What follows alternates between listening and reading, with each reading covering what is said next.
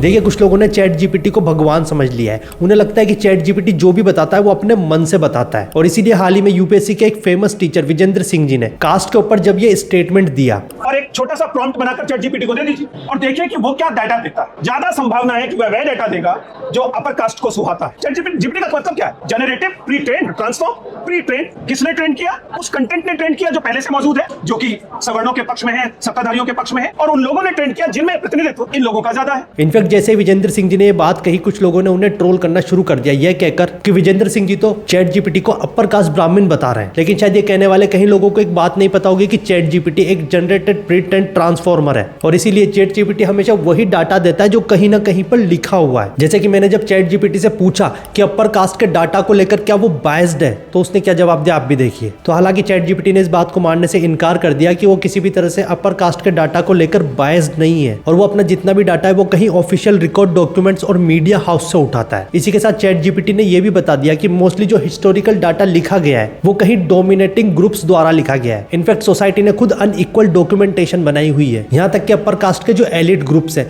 वो over represented थे records लिखने, मीडिया हाउस और हिस्ट्री लिखने में। इसलिए कास्ट रिलेटेड जितना भी डाटा आपको चैट जीपीटी पर देखने को मिलता है वो एक इनबैलेंस डाटा है जो दिखने में बिल्कुल बायस्ड लगता है, और एक्चुअल में डाटा बना कौन रहा है? आप और मेरे जैसे आम लोग। और इसीलिए विजेंद्र सिंह जी के कहे अनुसार चैट जीपीटी कास्ट सिस्टम को लेकर बायस्ड हो सकता है।